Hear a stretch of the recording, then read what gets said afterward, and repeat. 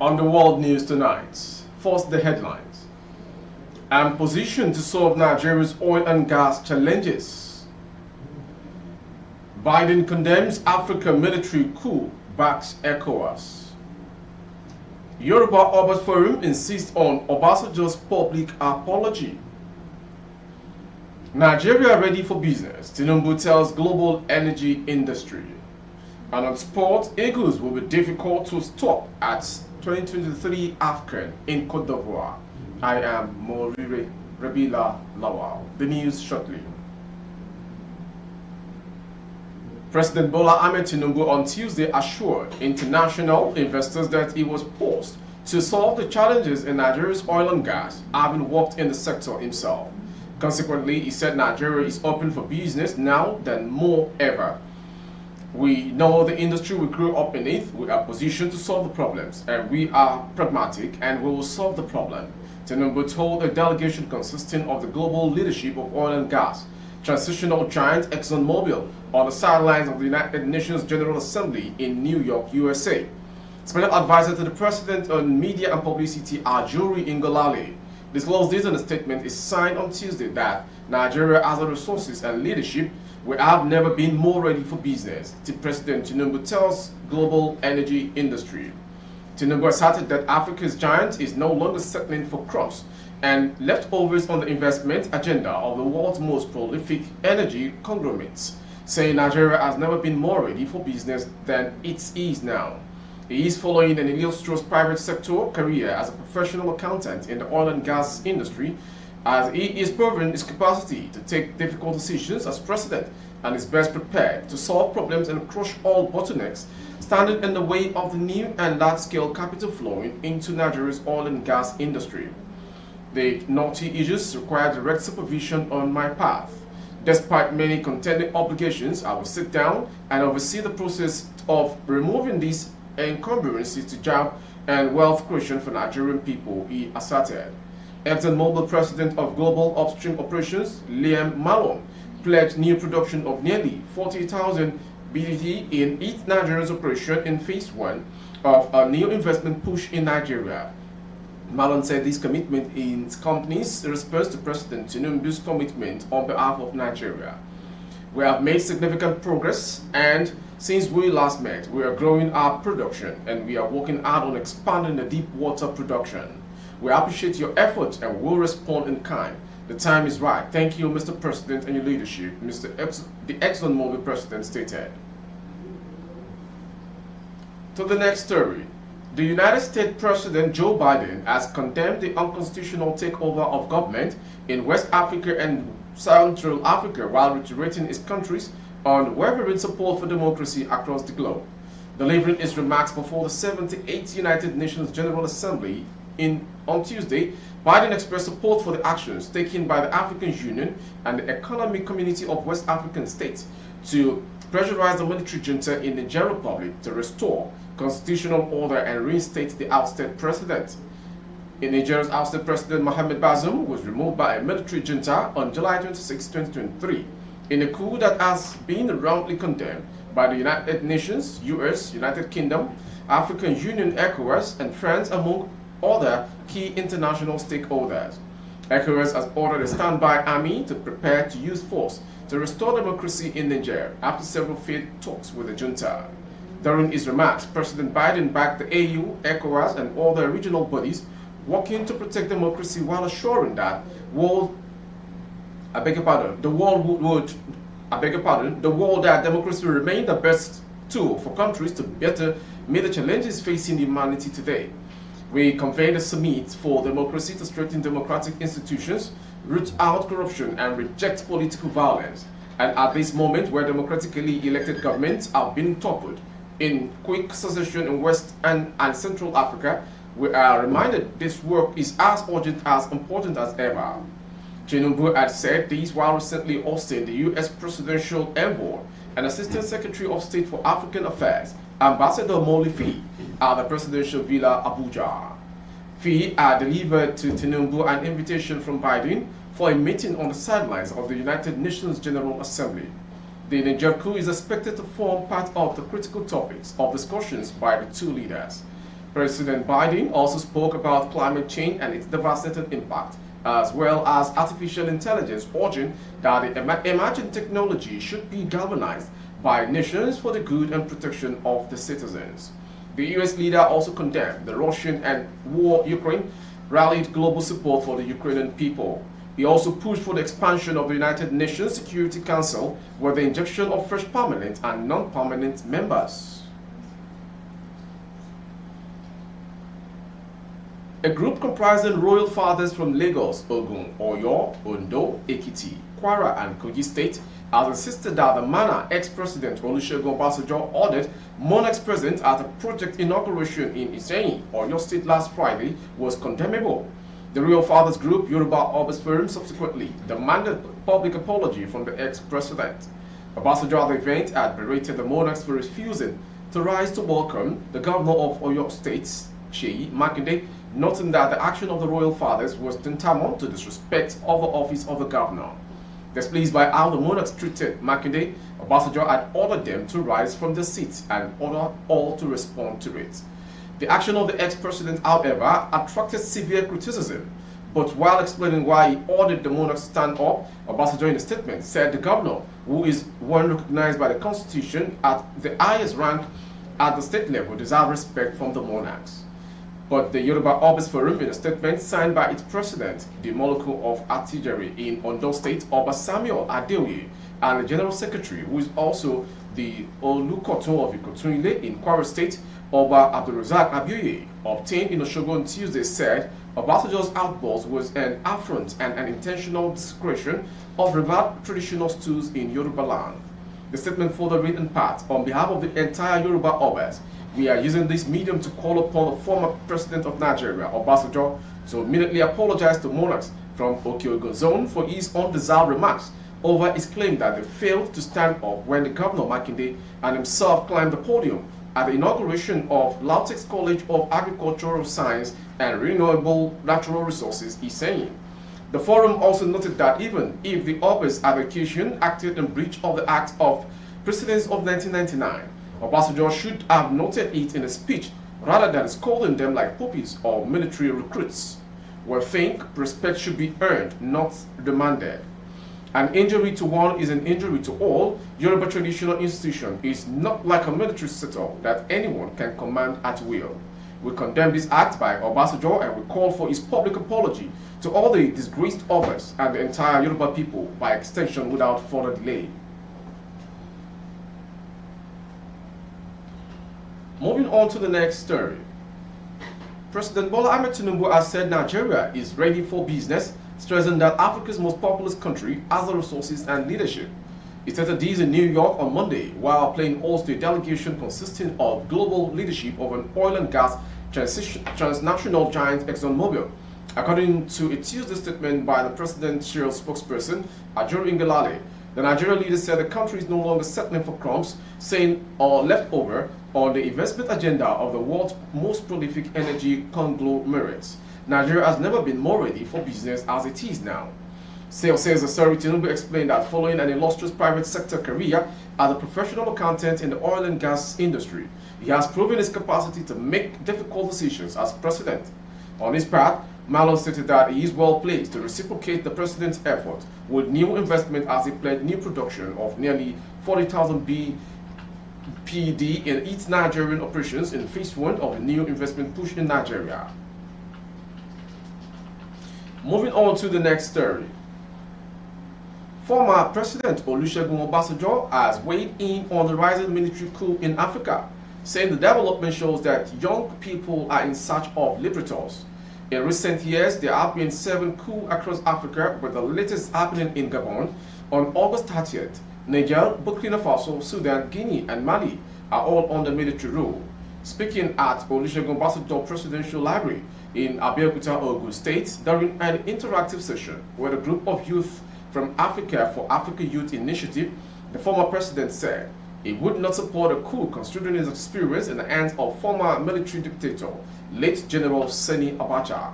So the youth are looking for liberators, and we must bear that in mind. Why do we have to allow the youth to start looking for liberators beyond the government of the day? Why? According to Obasanjo, certain conditions have been encouraging military takeovers across the continent. Having suffered at the hand of Abacha, I would not want a military rule, but if it has to come, what can we do? I will just say, okay. The point is this: do we have conditions that encourage the type of things that are happening? Because if we don't have the conditions to encourage them, they may not happen. When you see things that are happening in many countries, I will not exclude Nigeria, then you wonder, and don't forget particularly the youth, they must be part of the coup. The one in Gabon, the coup leader, was being carried on the head by the youth, only by the old wretched men and women like me, he added, while calling for the entrapment of true democratic principles with God's given attributes as a way of discouraging coup in the continent. Obasanjo urged Africans youth to brace up and take leadership positions today and not tomorrow, which may never come. Moving on to the next story. In a race to beat the deadline for the planned commencement of an indefinite strike that may lead to the shutdown of the economy, the federal government on Monday held a meeting with organized labor on post-subsidy removal palliative for workers. The parley, hosted by the Minister of Labor, Simon Lalong, in Abuja, however, failed to reach a consensus as the Nigerian Labour Congress insisted that the FG must meet its demand ahead of the 21-day ultimatum issued on September 1st by the Congress. The union had on September 1st handed down the 21-day ultimatum to the FG over the delay in sharing of palliatives, saying it might be compelled to declare an indefinite labor action if its demands were not met. In furtherance of its demand, the NLC mobilized workers for a 2-day warning strike on September 5th and 6th, partially grounding social and economic activities in several states with banks, ministries, agencies, and departments closed to the public in some states. The NLC leadership had said the action was in preparation for a total shutdown of the economy, which would start at the expiration of the ultimatum on Friday. Among other demands, the NLC and the Trade Union Congress were asking for wage awards, implementation of palliatives, tax exemptions and allowances to the public sector's workers, and a review of the minimum wage. Though the FG made a commitment to restructure the framework for engagement with organized labor on palliatives, the 8-week time frame set for the conclusion of the process expired in August, with no action whatsoever. Going on to the next story. Some youths gathered on Tuesday morning in Pansheke area of Abeokuta, Ogun State, demanding justice for the late Nigerian singer Ilerioluwa Aloba, popularly known as Mohbad. The youths who gathered in the numbers at the skating ground arena in Abeokuta wrote blacks and carried placards with inscriptions like #Justice for Mohbad and #WoOffLight, among others. Also, youths believed to be fans of Mohbad stormed Efferon Road in Delta State, bearing placards to demand justice for the late singer. These peaceful rallies are coming days after a protest was launched in Ikorodu, Lagos, in seeking justice for Mohbad. Mohbad died last Tuesday and was buried on Wednesday in Ikorodu, and his death has attracted concerns, as some accuse the owner of Malian Records and singer Aziz Fashola, popularly known as Nero Mali. Renowned artists have taken to social media to join in demanding justice for the late music sensation. The Lagos State Police Command has vowed to probe his death, and it inaugurated a special investigation team on Monday. Meanwhile, the Lagos State Governor, Babajide Sanwo-Olu, has directed the state's police command, in partnership with the Department of State Services, DSS, to launch a major investigation into the circumstances surrounding his death with the aim of ensuring justice. Sanwo-Olu's directive was announced on Tuesday in a statement by the Commissioner for Information and Strategy, Benga Omotosho. Sanwo-Olu, however, sympathized with the bereaved family, fans, and residents over the unfortunate demise of the rising music star, whose death has been shrouded in misery.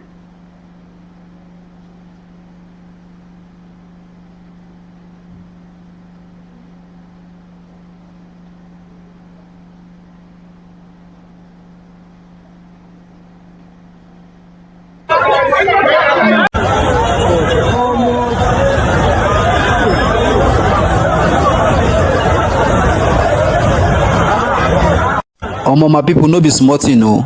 Wetin this Mohbad matter go really cause for this country? A lot of people go talk am as a story. A lot of Nigerian celebrities don come out talk say dem no dey fit sleep for night again because of this same Mohbad. Even Davido don come out talk say him no dey fit get good sleep again because of Mohbad. Say whenever him close him eye, him dey see this guy is crying, seeking for justice. My people, as I dey talk to you now, the youth of Abeokuta don take am upon themselves as Ikorodu people no wan do anything about am. The youth of Abeokuta don enter streets now, dey protest until government do the right thing. Guys, everybody leave their work, their business, their school, everybody don enter streets. Omo, if na this one go cause the revolution wey don dey hungry Nigerians since, omo, e go start as I dey see am so. Guys, wetin una get to talk about this matter so? If you dey for Abeokuta, abeg send me more video footage of this protest so that I fit make more video about am. Thank you very much. You can contact me with the number.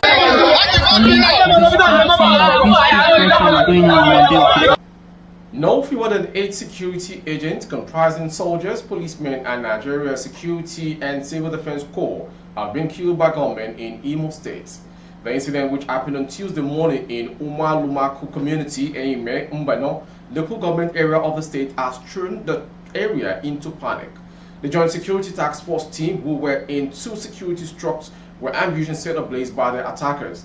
None of them survived as they were burnt inside their operational vehicles. The security operative, who doesn't want to be mentioned, told correspondent that their enforcement teams had been sent to the scene of the crime with the intent to arrest the suspects and rescue the corpses of the slain security operatives. A resident in the community who did not want to reveal his identity for security said he saw the security agent a few minutes before they were set ablaze. He said the community had been thrown into full confusion owing to the development. Correspondents saw a video clip of the attack as a security agent set ablaze in 2 vehicles differently. When contacted, the spokesperson for the police in the state, Henry Okoye, confirmed the development but asked for time to get the full details of the horrible incidents. Moving on to the foreign story. Ukrainian President Volodymyr Zelensky took center stage at the United Nations on Tuesday, where President Joe Biden warned the world of consequences if it tries to appease Russia's naked aggression. Wearing the military fatigue that have become his trademark, Zelensky joined the annual UN General Assembly for the first time since the war. Biden, who will address the UN, in earlier, issued speech expert warning the Russian President Vladimir Putin, who did not come to New York, is expecting that the world will grow wary and allow it to brutalize Ukraine without consequence. But I ask you this: if we abandon the core principles of the UN Charter to appease an aggressor, can any member state feel confident that they are protected? If we allow Ukraine to be carved up, is the independence of any nation secure? Biden wants so asks. We must stand up to these naked aggression today to deter other would-be aggressors tomorrow. Zelensky is also set to meet leaders with different views, including Brazil's President Luiz Inácio Lula da Silva, who has previously said that Ukraine shared blame for the war and faulted the billions of dollars in Western military aid to Kiev. Zelensky, who recently would travel in utmost secrecy, will on Wednesday take part in a special session in Ukraine at the UN Security Council, where Russia is permanent member, wielding a veto over any bidding country.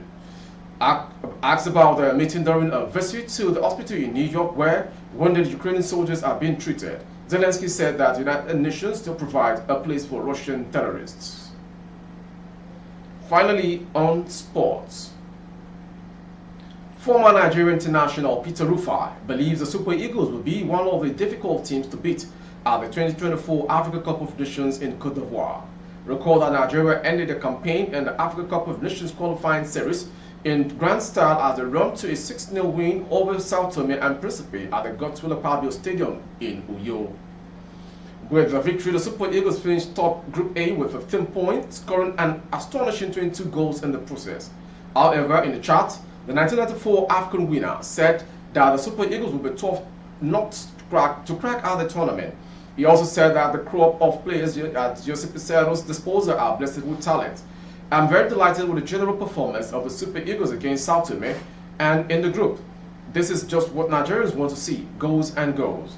But critically looking at the team, I want to believe that there will be a tough nut to crack at the 2024 Africa Cup of Nations. Nigeria have quality players at the moment, and I'm optimistic they will go far in Ivory Coast come next year, January.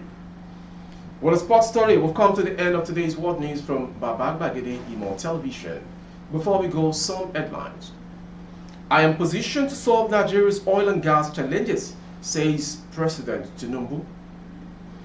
Biden condemns African military coup, backs ECOWAS. Yoruba Obas Forum insists on Obasanjo'S public apology. Nigeria ready for business, Tinubu tells global energy industry. Rising coup in Africa show youth looking for liberators, ex-President Obasanjo. And in sports, Eagles will be difficult to stop at the coming AFCON. For more updates of our broadcast on YouTube, our handle is Babagede Imo Television. Kindly subscribe and click on the notification bell, select option all to access all of our broadcasts. On Facebook, Bagede Imo with Alawiye Adebayo. Please like and follow the page. For advert placement, if you're goods and services, coverage of events and function, please dial the phone number streaming on your screen. Thank you for watching. Good evening. My name is Morire Rebila Lawan.